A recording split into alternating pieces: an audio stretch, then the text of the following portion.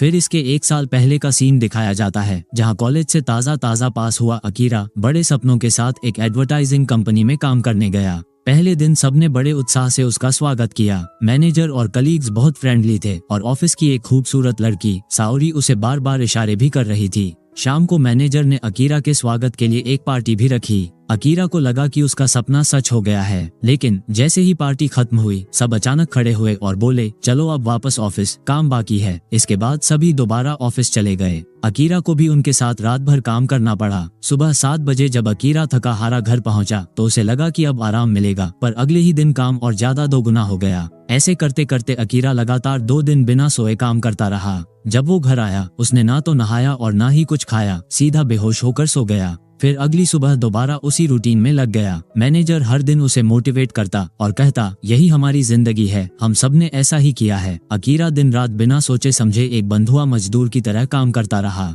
अब उसके काम करने का सिर्फ एक ही मोटिवेशन था, साओरी, उसकी ड्रीम गर्ल। इसके बाद जब एक दिन अकीरा ऑफिस जा रहा था तभी उसने देखा कि उसकी बिल्डिंग का गार्ड एक आदमी को काट रहा है। अकीरा जब वहां खड़ा ये सब देख रहा था तभी गार्ड ने अचानक उसकी तरफ घूरते हुए देखा। उसकी आंखें सफेद और खतरनाक हो चुकी थीं। गार्ड एक डरावनी आवाज करते हुए उस पर झपट पड़ा। ये देखकर अकीरा घबरा कर दौड़ पड़ा, लेकिन कुछ ही दूरी में उसने देखा कि सामने के सभी लोग ज़ॉम्बी बन चुके हैं और उसे काटने के लिए आ रहे हैं। उसे समझ में आ गया कि ये सभी वही मूवीज वाले ज़ॉम्बीज हैं, इसलिए वो वहां से उल्टे पांव भागने लग गया। वे ज़ॉम्बी भले ही बहुत खतरनाक थे, लेकिन अपना अकीरा भी अपने कॉलेज में एक स्पोर्ट्स प्लेयर था, इसलिए ज़ॉम्बी उसकी मिल्खा सिंह वाली स्पीड के सामने टिक नहीं पाए। लेकिन अभी भी अकीरा के दिमाग में बस यही चल रहा था कि अगर देर हो गई तो ऑफिस की डांट पक्की है। फिर वो किसी तरह ऊंची लोहे की दीवार पार करके छत पर चढ़ गया और ज़ॉम्बीज दीवार के पीछे ही अटक गए। फिर उसने चारों तरफ देखा तो हर जगह ज़ॉम्बीज लोगों को खा रहे थे। पूरा शहर मानो नरक बन चुका था। तभी उसने देखा कि एक हवाई जहाज आसमान से गिर रहा है, जिसे देखने पर उसे समझ आया कि अब हालात बहुत बुरे हो चुके हैं।